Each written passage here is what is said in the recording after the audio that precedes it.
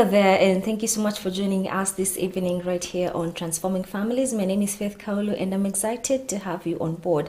Well, this week is the Christian Education Week 2022 with the theme Restoration and Revival, with a theme verse from Psalm 80:19, which I'm going to read, and it says, "Restore us, Lord God Almighty, make your face shine on us, that we may be saved." And our program today is based on that, and I hope that at the end of the program you'll be restored, revived, encouraged, and all that.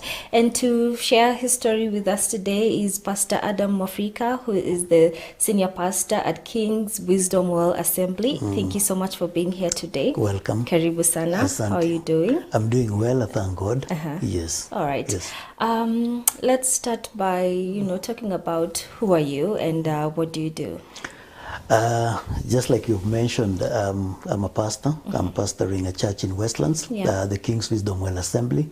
So basically, that's what I'm doing. I'm just in Christian ministry. Yeah. Yes. Okay. Yes. And take us now through your journey. Where were you born? How many siblings do you have? What kind of family did you grow up in? All right. I'm born and raised here in Nairobi. Okay. I'm the second born in our family. We are 3 boys and 1 girl. So the girl is the last born. I'm the second born. And like I said, born and raised here in Nairobi. Somewhere in, I think I was born in a hospital in Satellite called Nyinawamombi. Maternity home. That time it was called Nyinawamombi.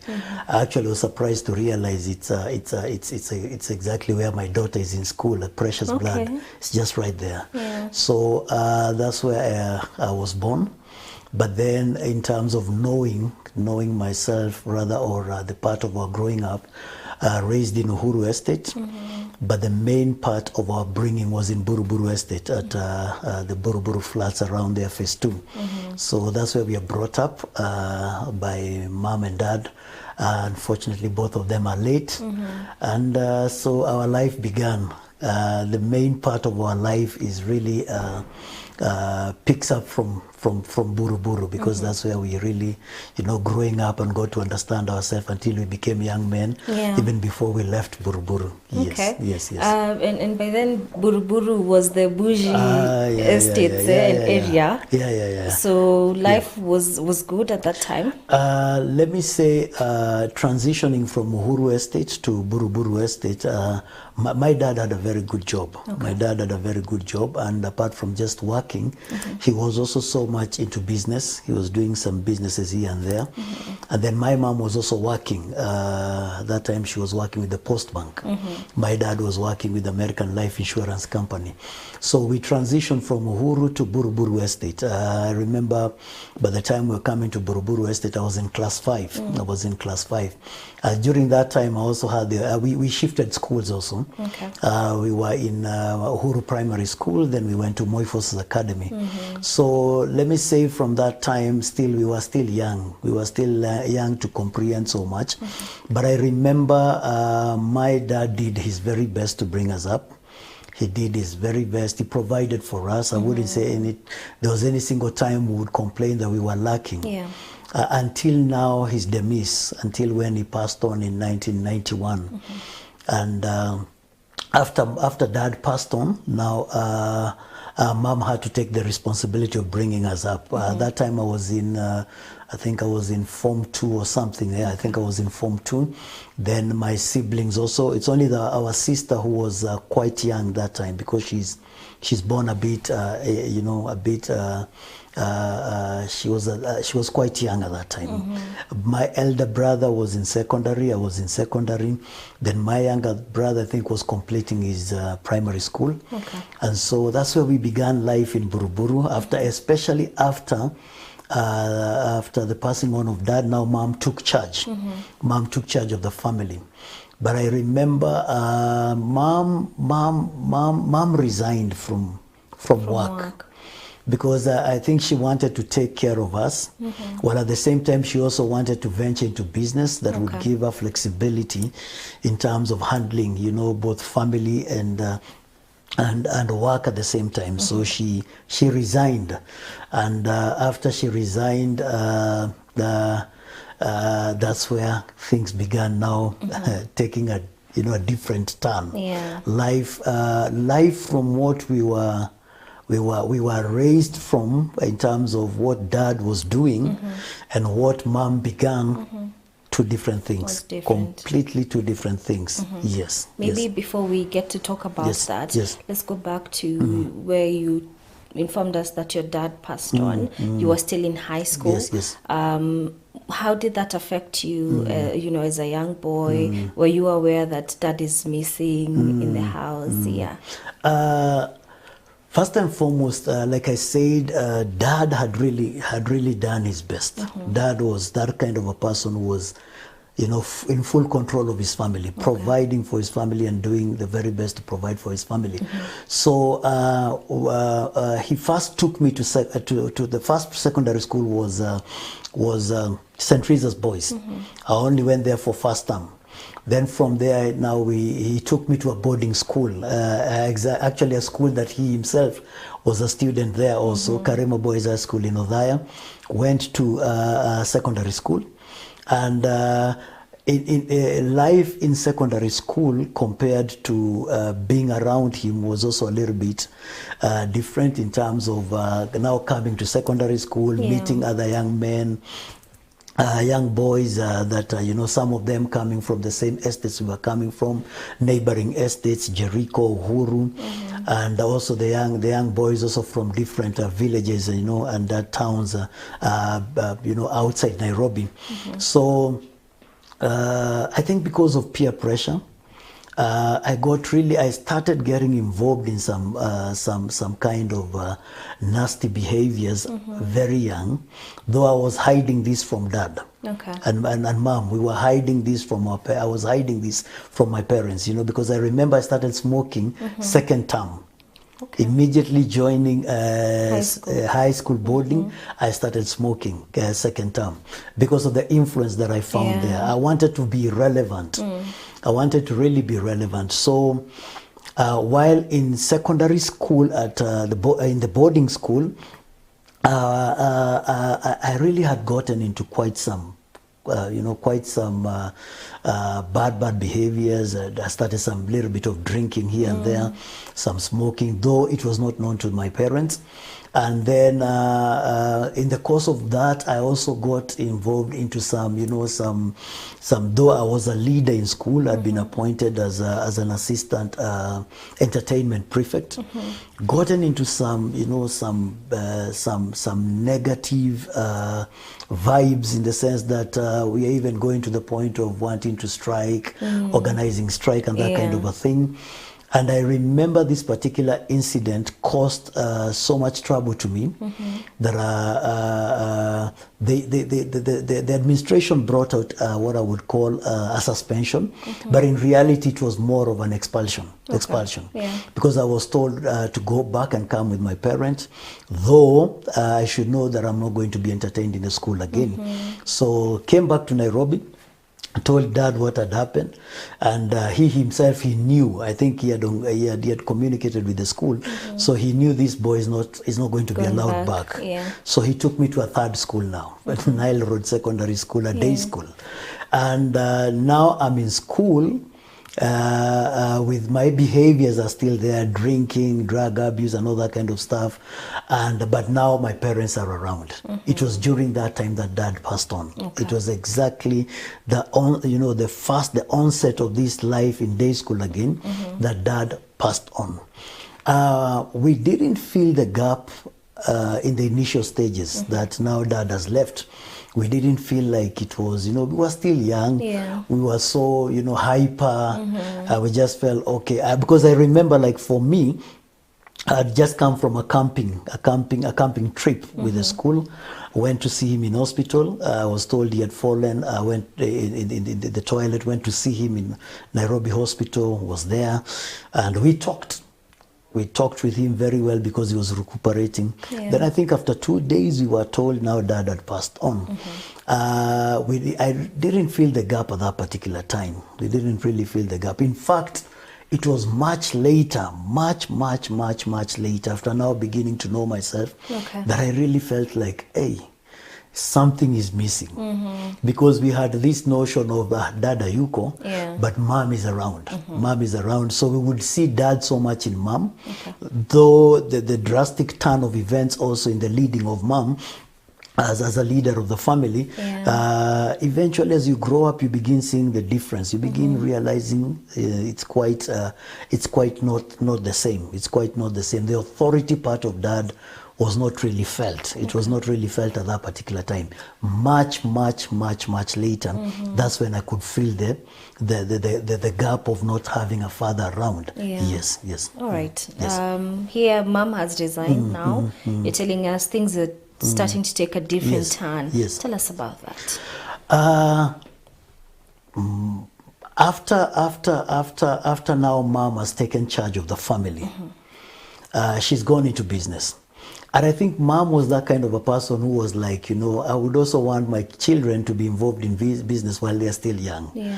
So I remember, by God's grace, I don't know how I finished secondary school. I would not Okay. say that I know how I finished, because even that school that I was enrolled into, this third school now, I had, we had escalated a very interesting lifestyle. Clubbing, you name. Nowadays, I see young boys and young guys Yeah. going to very interesting clubs. In those days of ours, we were like you had to build a legacy. You had to leave a legacy of how many clubs you've attended, and some of the best clubs you've attended. You talk about all manner of, you see Mira, cigarette smoking, bang taking. Yeah. The only thing that I never got involved in was these hard drugs, the cocaine and that kind of stuff. Yeah. But the rest of the other things, there is nothing. In fact, I remember we were the first young men in Nairobi to do what do you call them? Ear piercing. Yeah. Yes. I remember one time I came home and my mom was like, "What is that?" The first day I pierced my ear, "What is that?" Yeah. And she never quarreled, but she told me something in Kikuyu. She told me, which I'll translate in English. She told me, the day you will pick one of my earrings to put on your ear is the day you will know that they were made for women. So that was the only statement. But, tuko hapo. Yeah. Again, the authority of dad is not there. Mom, she'll make noise, but we are like, atanyamaza. Yeah. So this is not a big thing. So, so mom, after we finished school, because I remember my elder brother refused school. He just refused school, and she wanted to be enrolled in the military. But before that, she was taken to college. And I finished secondary, and then now mom brought us to her business. What mom did is that she engaged in what I would call, a beer distribution business. It was a beer depot. It was the biggest that time in those areas of northern part of Nairobi. It was called the Mathare Beer Depot. Dad had a part, I think he was a shareholder in a club in Makadara. It was a beer, a bar in Makadara. Mom also started another bar in Huruma also. But now the main area where we were working with mom was now in the beer depot. So went to the beer depot, started working with her, but now, we are working while drinking. Interesting enough is that we had really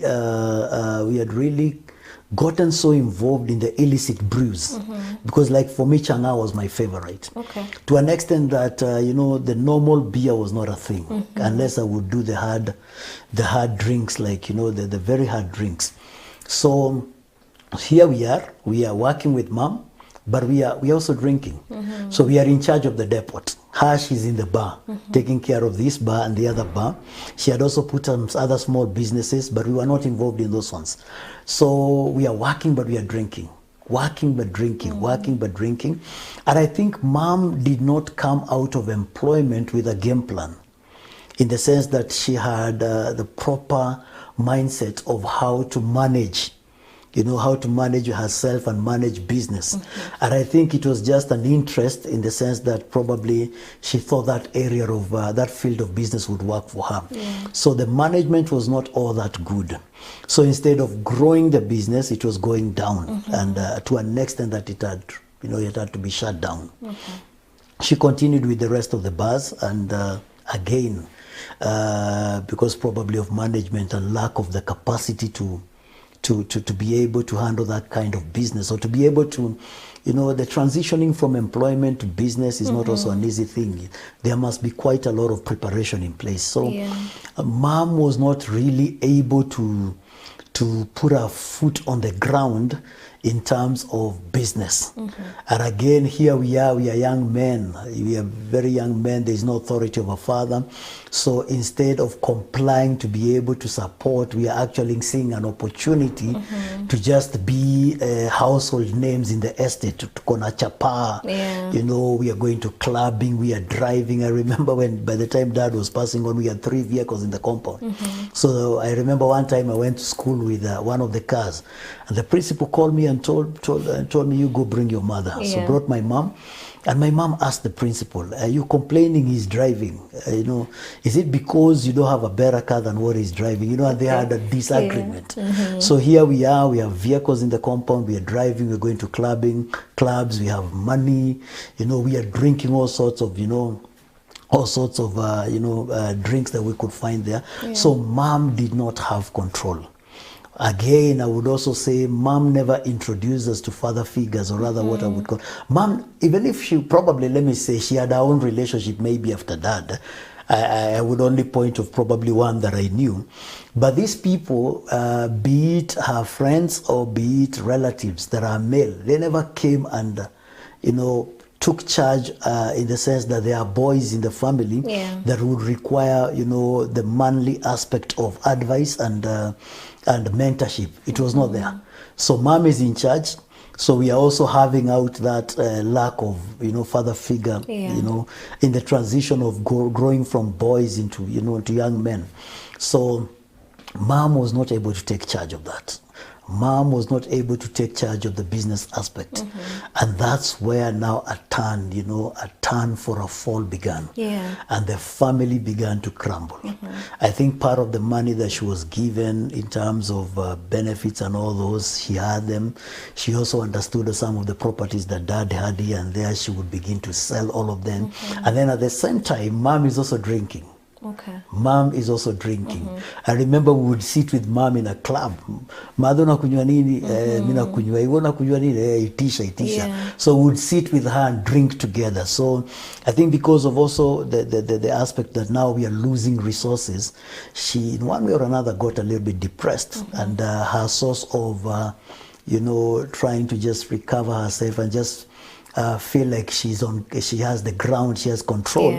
She also got into serious drinking, and the family began to crumble. We began to go from a family that had a status to a family that is completely messed up, and life took a different, I think a span of like 5 years, all hell broke loose. All hell broke loose. There's no school fees. There is no food. There is no money for food. We are living in the city council houses, and they are these are the houses that are, you know, they are eyed by everybody. So we are being thrown in and out because of lack of payment of rent. We're being thrown in and out every single month. You know, some of these leadership in the county government, that time it was Nairobi City Council, they are eyeing those houses. So every now and then we're being thrown out. So life really took a drastic turn. We came from up to completely down. Down and nothing. Yes. And at that point, you as a young person, did that drive you into more drinking? Did that make you feel like I need to get a job, help out in the family? How did that impact you, seeing that, you know, you had status, you had money, then all of a sudden everything comes crumbling down? I think also by reason of the fact that Dad was a very strict person. he was not just providing because he was providing with the aspect of teaching us that it's hard work. He would not put a thing on the table without showing you, the reason why this is happening is simply because we are putting in some hard work. So when things started going down, and the clubs are now being closed, the beer depot is closed, the businesses are not there anymore, the little properties here and there, we understand they are being sold. We don't have anything now.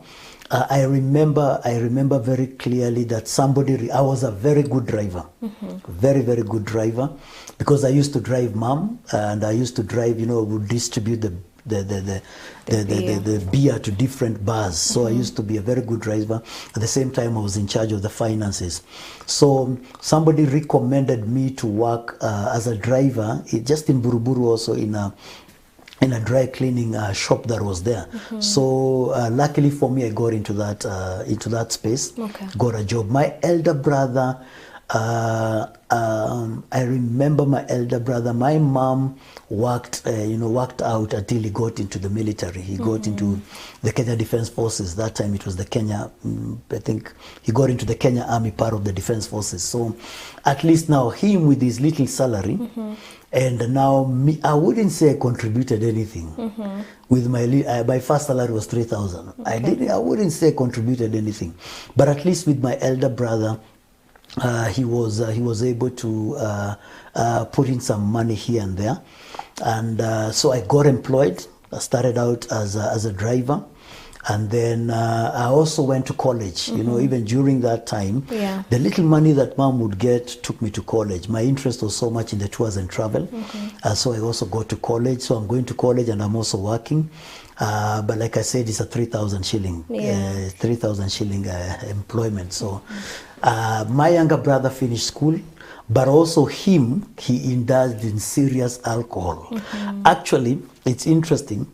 Our elder brother was not drinking that time. He was not involved in any drug abuse and all those kind of stuff. It is me and my younger brother. And my younger brother finished just by the grace of God, though he was also involved in quite some, When he came out of school, he never went to college, but he was so much business oriented. So he started selling clothes.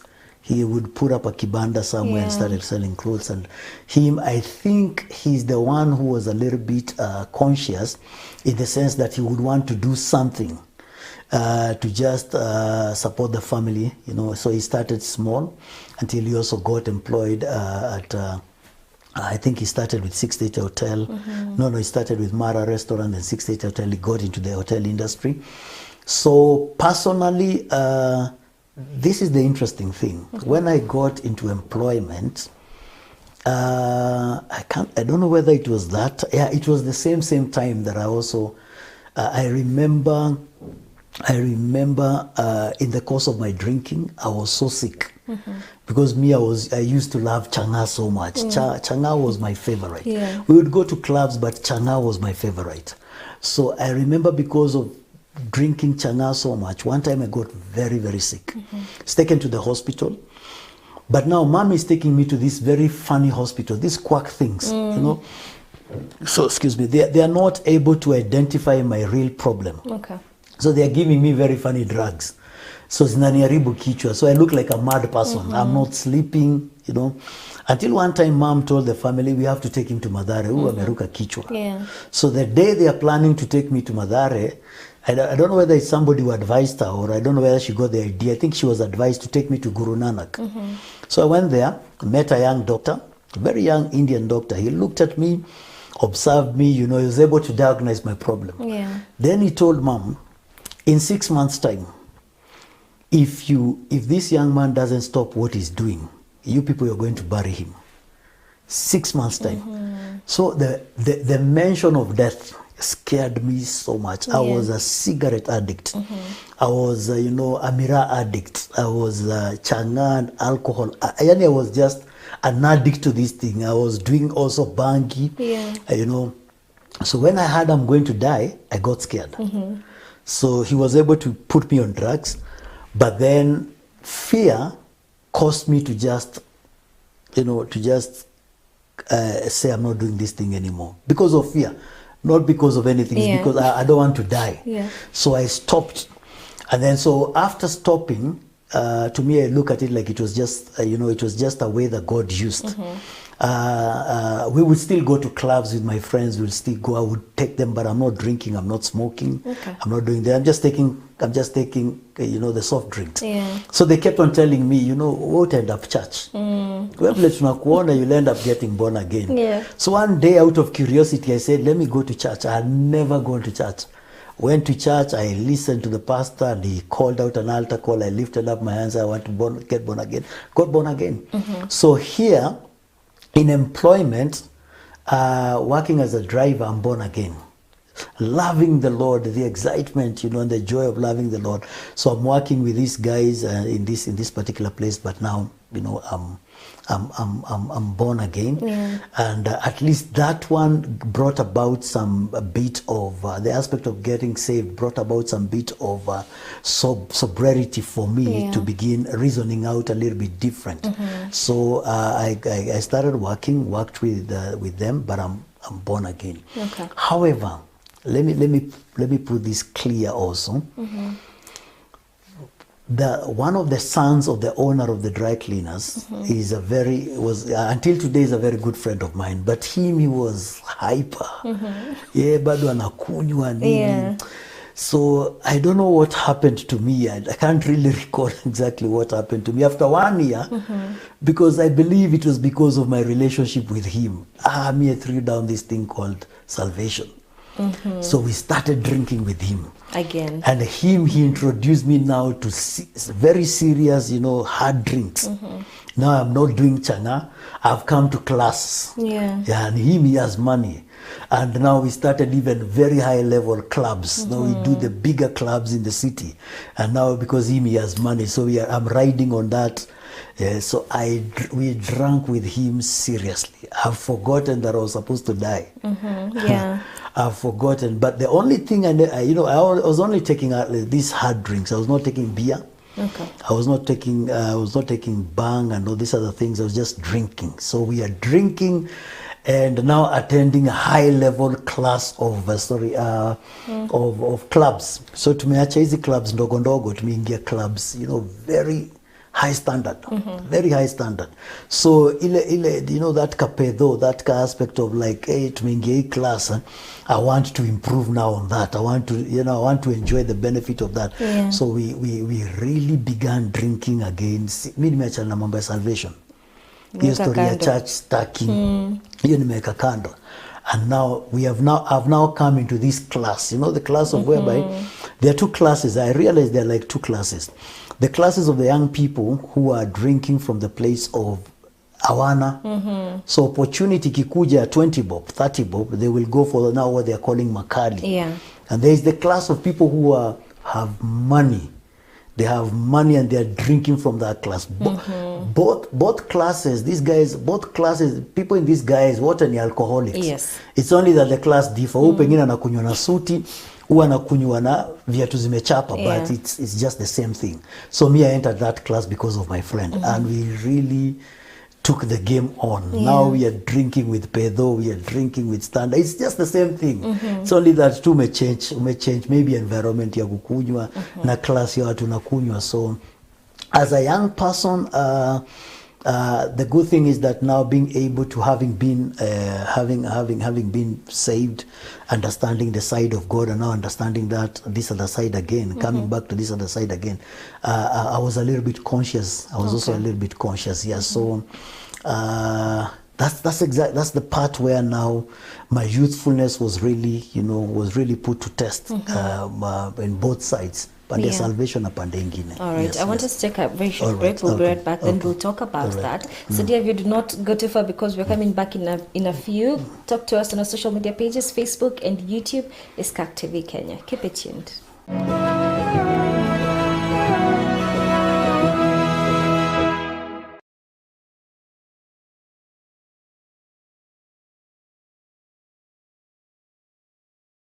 Ni wewe giza waitetemeshae, ni wewe Mungu niteteae, ni wewe. Greetings from KAK TV and praise God. We thank you all for making Christian Education Week successful. As we continue giving careful thoughts to our ways, there is a need for restoration and revival as we walk in holiness before the Lord. This Sunday, the 6th of March 2022, KAK TV, in conjunction with PCA Unity Parish, invites you for live services hosted by Reverend Dr. Alphonse Kanga, the parish minister.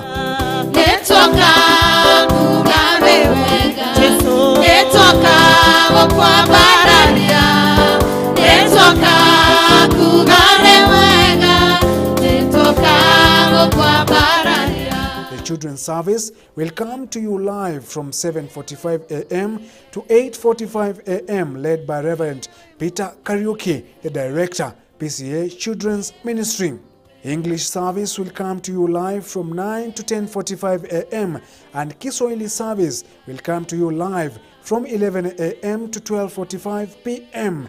Both services will be led by the guest minister, Reverend Lucy Waweru, the director, PCA Christian Education Department. Tune in to KAK TV on Signet on Facebook and YouTube to fellowship with us.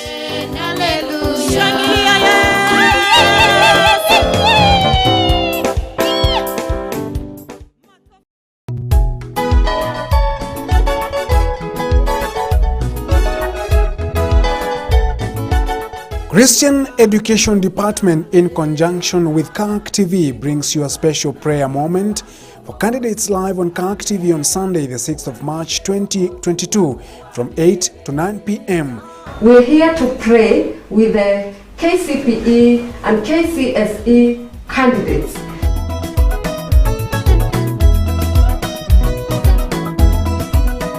Send in your prayer request for the same and best wishes for candidates and schools.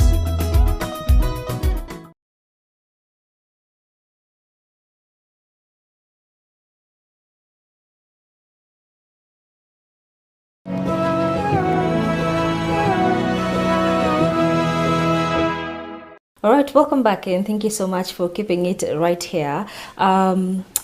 Pastor Adam is taking us through his story and his journey. Tumefika point, you were into salvation, Yes. You've gone back to drinking, you're a little bit conscious. How do things turn out for you? Do you get too much into it, or it comes a point where you say, no, I think, let me go back to salvation? All right. One time, I remember this friend of mine, together with some of our friends, also told me, let's go. We had been invited to go and watch World Cup in Limuru by one of our friends. So we went. And while we were there, we were just taking our drinks there, and we were watching World Cup. Something happened which I may not be able to probably bring it out here. Something, probably for the sake of the youth, let me also bring it out, because it's important that the youth understand that one thing will always lead to another. So we are there, and there is this barmaid, you know, this girl that is there, you know, and she's so beautiful. Pombe na kuonesha udem ni mrembo sana. So you know, we are young, we are doing this stuff. So I don't know, I don't know what happened. Mimi nikatoka na huo dem, went, came back, and then the guy who had invited us asked me a question. I'm drunk at that time. Asked me a question. Ulishia na huo dem? So I said, nilishia na huo dem. Akanambia huo dem ana sifa mbaya sana hapa. In fact, to suspect yuko she's sick. Where? So it was around saa 10 usiku now. We all got into the car. I'm the one who is supposed to drive them from Limuru. These friends of mine are totally drunk. Wamepiga blackout, wamelala kwa viti za gari. So me, I'm the one driving. I'm like, God again, ile story ya death imenipata. Ile mara ya kwanza was told nitadai. Sasa imenikuta clean because nimeishia na udem. So we are driving, we reach Westlands, just hapa kwa roundabout that takes towards James Gishuru. I don't know how I hit the pavement of, you know, pavement there. Gari kainuka. And I'm at speed. Gari kainuka. I remember watu walikuwa napiga nduru nje. Mimi nasikia. But gari imeinuka to an extent, sasa inaenda kuroll. I cannot tell you how that car came back. I have no clue until today. Yeah. Hiyo gari ilirudiaje kwa barabara. But I would hear shouts, watu wanapiga nduru. Because it's early in the morning, we are like around 6 sasa kumeingia light. So from there I was so scared. Drove home, nikapatia my friend gari, nikamwambia nyie ndeni. I came home, I could not sleep. I would now begin hearing voices, speaking to me. It's time that you reconsider your position in Christ again. So I left my bedroom, came to the sitting room, and by myself, I just told God, I'm back. Nimerudi, I'm not doing this thing anymore. From here, I'm just yours. Yeah. I'm just yours. So I gave my life again. I rededicated my life again to Christ that day. And from there now, I identified a church, joined that church, and within a very short period of time, they were able to identify my giftings. Again, this time, bado mimi kijana young too. And so I had talent. I was so talented in drama. So they put me into drama, got into drama, and then now I began to rising into different levels in ministry. Yeah. So during all that time, as that was happening, I now began to understand why God was interested in me to be part of his kingdom for the sake of my family. So I started praying for my family. At that time, things were still not yet good at all. Things were so bad. By God's grace, okay, let me pick the part whereby my brother is in the military and had to support. Yeah. Lakini yeye amepata pia pressure from friends. So ameanza kukunywa. All right. In fact, now he's even worse than me and my younger brother. My younger brother anafanya kazi za hoteli hapa na pale. He's able now to maneuver his way to the days when, the job opportunities outside the country, especially the Arab nations, have started.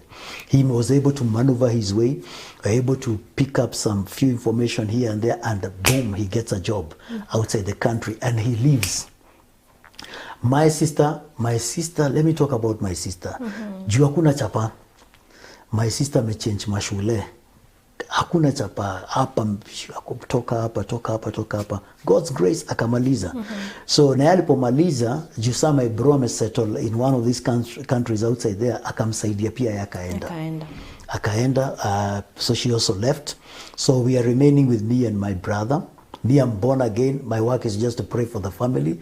Though I also got into employment again, left dry clean as a driver's job, got into schools where I was employed in schools. And so that time, mama na kunywa.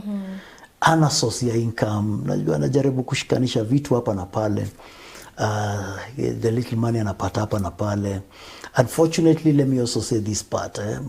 Some of the friends alishikana nao, they really messed up to an extent that I think part of the money that was left and part of the money that was there after Dad Nini, I remember, some of the friends used just to drain her, come up with this, come up with that, and my mom was very generous, and that really messed so much. So she was so much into drinking, very much into drinking. So in the course of my prayer, I kept on telling God, I need to see the restoration of my family. I need to see you come up with something to just restore this family. So my brother was dismissed from the military. So amerudi home. Now coming back home pale Buruburu, na ameshaanza ile lifestyle ya ulevi and all those kind of things, it became even worse. Because so ameanza kusumbuana na madhe. It became so bad. And I remember something happened. Bro ametoka job na amepewa chapa. He has some good money. That time is when now the Kibaki regime is just about to come in. So mama amejiinvolve na watu wa siasa hapa pale. So mama akachukua chapa ya bro. Kaambia bro, nipe hii chapa nisimame kama councillor hii area kwetu. Bro akampatia chapa. Kumpatia chapa, mama akasimama kama councillor. Akashindwa. She never clinched the nini. But now the political thing was now in her because already ameanza kuonekana la pia na anafanya tu siasa hapa na pale. So during the Kibaki regime she was a staunch supporter wa Kibaki. So unajua, I don't know, siasa as a way of pushing somebody kujuana na watu, kajuana wakaleta mambo ya kusupport Kibaki hapa pale. So she's in politics, akapata opportunity, she met somebody who is known by somebody, ikakuwa kidogo ameanza kuingia kwa hizo connections hapa na pale. She would get jobs za gava hapa na pale. Within a short time, the same family that was pale chini ikaanza kuinuka. Ikaanza kuinuka. The good thing, God haku make sure tumetoka buru.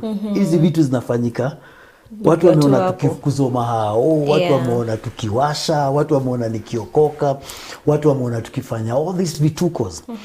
By the time mom is now engaging and connecting with few political people hapa na pale, na ameanza kupata avenues za businesses, some few tenders. Mama yako ana biashara yake, anakama anajua yu uko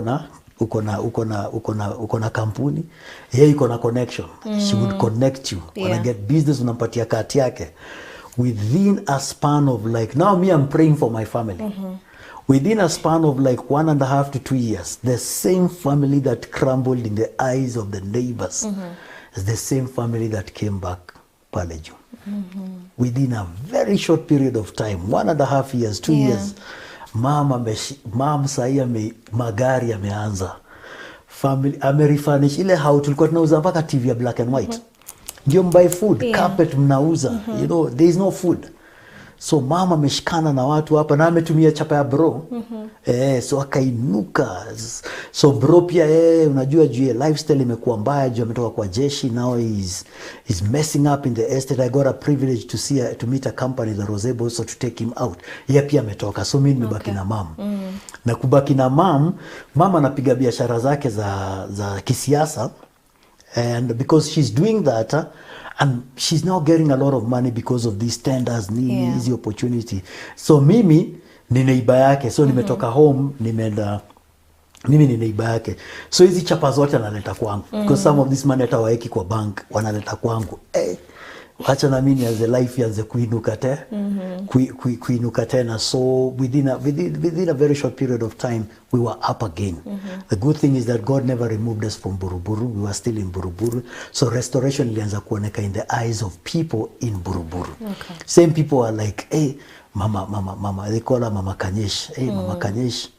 Hey, watu wameanza, unajua, kuja ukiingia kwa hawa amerefurnish chapa iko, akaanza kujenga ushago.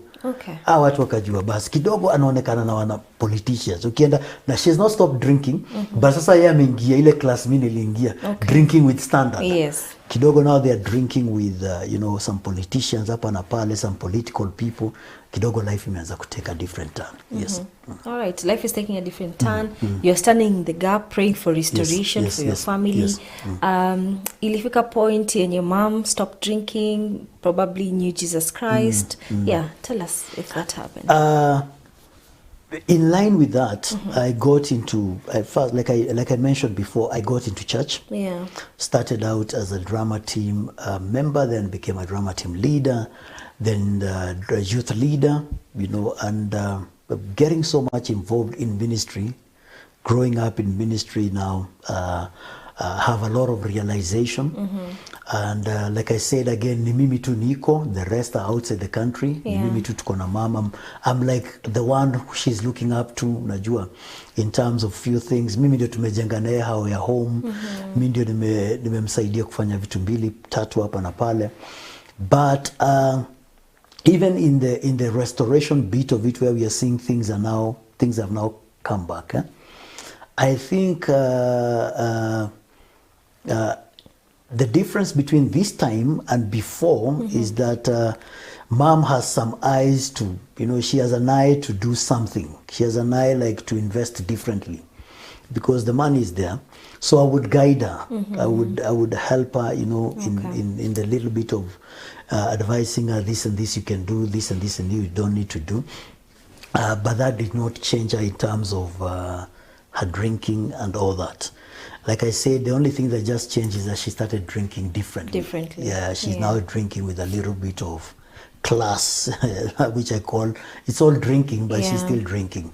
So mom kept on she never stopped. She never stopped. I would drive her because I used also to drive her to most of our meetings, most of our places where she's going for, you know, some of our recreation and all that kind of thing. But she's still drinking. Though now she's drinking with a little bit of moderation. It's not that. Hizo time zingine mama alikuwa anakuja kistaga, mnamuona kwa estate anastaga, akiingia anastaga, you know, she would, but now she's hata akiwaka, I'm there to drive her home. Yeah. Hata kiwa, you know, so I was so much around her. And then she never stopped. I wouldn't say she never stopped. Though she's a little bit sober in terms of investments. Okay. A few things that she's doing, she's a little bit sober. She kept on drinking until when she was diagnosed with hypertension and diabetes. Now, because of these conditions would not really go well with alcohol and any other stuff, by just, you know, by that God akasimamisha. So mom now stopped drinking because now she's unwell. Yeah. And now she's really conscious about her medication and all that. She's not drinking anymore, but she's just there. Biashara zake hizo za mambo za siasa na pale she and a few businesses anaendelea tunazo, but now she stopped drinking. Part ya salvation alikuwa na mgumu sana. In fact alikuwa anasema yeye mokoka. Mie de mohonoku, mimi ni mokoka yangu, ile mimi najua. Okay, but you know, me with an understanding of what salvation is, was trying to just help her understand this is what it means, salvation. She has her own version of salvation. So she got unwell. Unfortunately, actually, we just buried her 2020 last year in December 16. She passed on that time, but had a very good relationship with her. She was able to by the time, you know, she got a little bit unwell, and it was not easy. It was not easy at all. And I believe by the time she was passing on, she was born again, because I would take church to her. Okay. She would keep on insisting, bring church. So different times we would take fellowship to her. Yes. Okay. Yeah. You're in ministry. How's that going for you? Let me say, there's something I've come to learn. That I love the theological part of you know, empowerment when it comes to a minister. But let me say, on top of that, ministry is so much about the journey, the different journeys that God takes a person in their life. Because I don't count ministry for me right now because probably I would be theologically empowered, or probably you know, I look at the experiences. Yeah. I'm able to sit down with the young people and give them my story. It's only here that naongea kizungu because ni issue. Yeah. But when I'm invited to speak to young people, be it youth conferences, schools and all that, I bring it down to them because that was my story. Okay. They tell me about their clubbings today, I tell them about our clubbings those days. They tell me about what they are involved in today, I tell them my story. So ministry for me has become a little bit realistic because of the journey. Because of the journey I've seen the restoration of the family. Yeah. I also have my own personal story beyond the family restoration, whereby quite a number of things happened while I'm in church. Very tight things, very, very deep stuff that happened while I'm in church. And I also saw God also recover and restore me in an amazing, amazing way. So ministry for me finds impact, not only just by the fact that we are able to preach this word, but by being able to translate the journey of our lives into reality and bring them across to people to be able to see this is what we went through. Yeah. This is what we have seen God bring us out of. I've seen family restoration, business restoration. I've seen God transform my life even from the circles of where stuffs are happening in church that have really taken me out, and God beginning to restore me. I've seen the power of identity, like I've mentioned to you before the start of the program, how I transited from the first names to the second names and what that has done for me. It's an amazing story how, you know, you're named after somebody and you're picking up the characters of that particular person. I went to find out the history of my, you know, my family from the side of my mom and from the side of my dad, and how as Africans we are able to name children after some of our parents, not knowing what Yeah. we are doing. Some True. characters are developed. They're incarnated and birthed in children. I was a victim of that. I was 100% victim of that. The issue of mom being in politics and some of the things that they are involved in. And I myself being part and parcel of the one who is handling our resources. And the transfer of some spirits coming from this side to this side. I saw the effect of that in my own life. So to me, I love being real in ministry. My ministry is just about being real. I explain it from my story. I preach from my story. Yeah. I minister from my story. I don't just give stories to my audience. I love them. I love it when they know that I'm not talking of what I've not been through. I'm talking about what I've been through, both outside church and in church, in family, outside family. Yes. Okay. Yes. Wow. Yeah. Looking back at how things have been for you and family, all that you being well, and then everything comes crumbling down, and the restoration. Yes. How would you say that has impacted you as an individual? Let me say, in terms of being, being the evidence of restoration.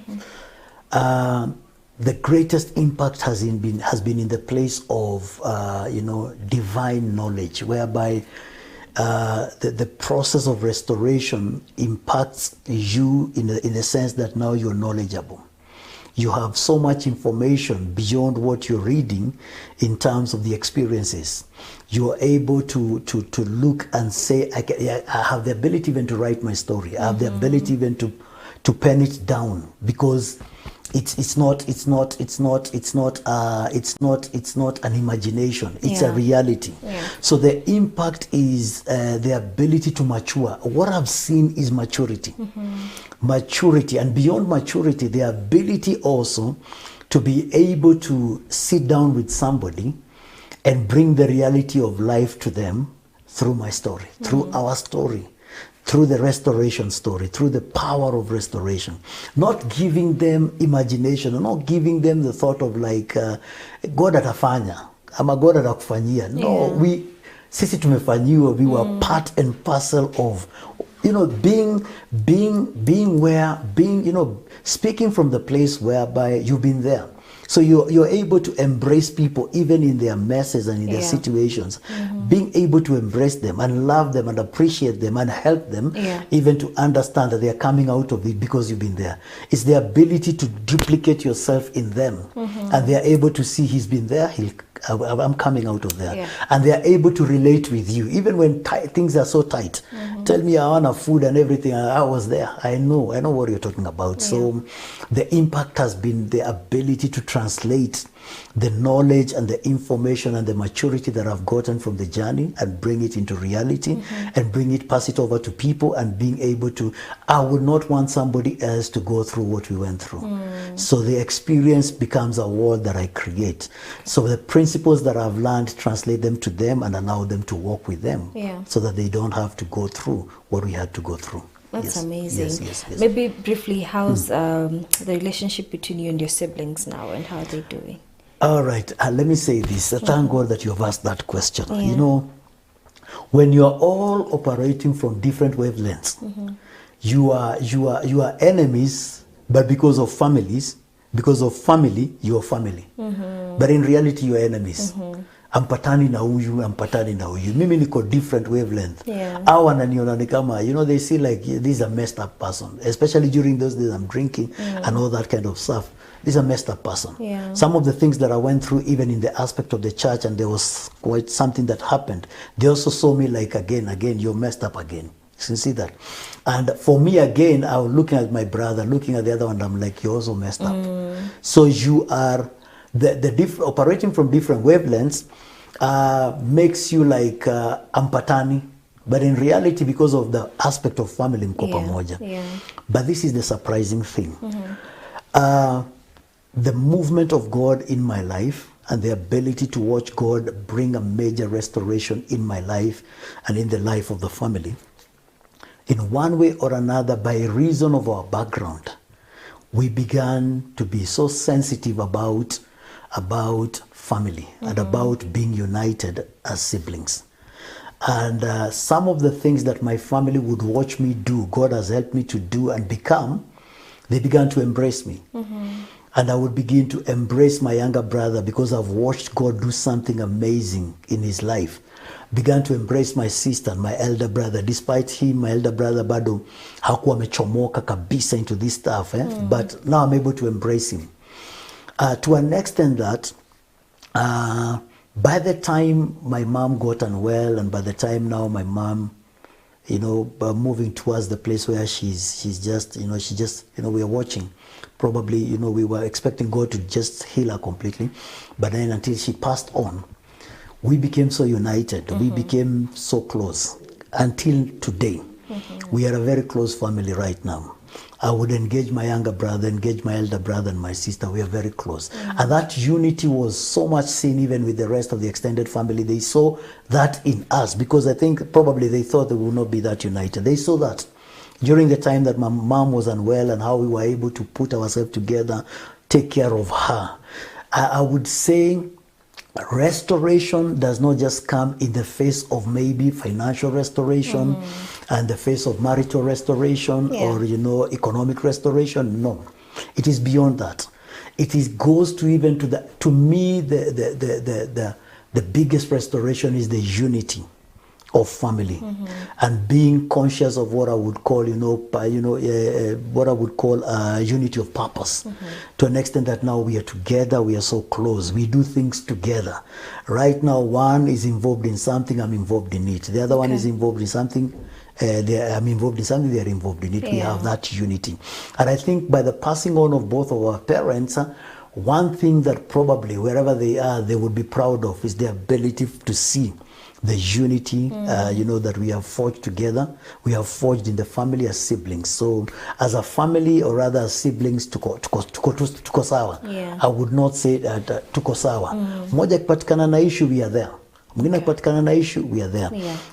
God enabled me to play like a role of a father figure in the family because some of the things that God enabled me to just, be involved in, and the fact that wengi walikuwa nje pia, and hata wale walirudi, some actually my sister is back, my elder brother is back, my younger brother tu ndio yuko huko. Hata wakiwa huku, because of the space that God created in me, I was able now to provide that fatherhood whereby you are like kitu fulani natakana, ongeni na yeye, this and this is needed, please talk to him, let's hear his advice. Beautiful. Yes. As we come to a conclusion of today's program, I like the fact that you said you relate, when someone shares their story with them or comes to you and they need guidance. You don't judge them, you don't push them away. And I want you to talk to our viewers, someone who's feeling that at a point of desperation, nothing is working out, they want to give up, could be drug addiction, could be, the family is not together, whatever it is that someone is going through and they feel like it is a heavy burden, just a word of hope to them. So you look here. All right. Yeah. All right. Let me say this to anyone that is watching me and you're going through a situation and you feel like all hope is gone. I would first want you to know that there is a God in heaven. And this God, there is nothing that is impossible with him. He is a God of restoration. And he's a God of restoration to them that believe that is who he is. And you can believe in him. And I want you to know this. I want you to know this. Beyond the life that you have here on earth, the minute you embrace God, there is an opportunity to watch God bring a turnaround in every situation. Nothing is impossible with him. Nothing is difficult with him. I've personally watched God do tremendous things over my life, and he is able to do the same over your life. People may be able to, people may be able not to embrace you. People may not be able probably to just hold your hand and walk together with you in the situation that you may be facing. But I want you to know you can put your trust in God. It begins from the place of God. My confidence in terms of restoration is picked from the place of understanding that there is a God in heaven who cares more about me than any other person outside there. And I want you to know the minute you believe that there is a God, accept him and walk together with him, you will watch him do incredible things over your life, and you will be a story to tell. you will be a story to tell. And the biggest story of your life could probably be the story of restoration. Nothing is impossible with God. And remember, please, we used to be there. We felt what you're feeling. We went through what you're going through. And by the grace of God, we pulled through. By the grace of God, we are here today to tell our story so that you don't have to go through what we went through. There are principles in the kingdom that when they are properly deployed and activated and obedience, they will shift your life into the space that you would want to see yourself coming into, even despite what you're going through. Everything is possible with God. Yes. Wow, thank you so much for that. Karibu Thank you for sana. today, for sharing the Karibu, story. karibu. I mean, I'm grateful. And for me, Welcome. my takeaway home is what you've said, that the moment or the minute you embrace God, then Yes. that is an opportunity Yes. for you to just let Him turn things around. That's right. Meaning that there is hope. There is hope. Thank you. Yes, I karibu appreciate sana, it. And to karibu you, sana. dear viewer, thank you as well for staying tuned until the very end. Do share this video. Let it reach as many people as possible. Let's spread the message of hope and restoration. This is Transforming Families, and my name is Faith Kaulu. Till next time, goodbye.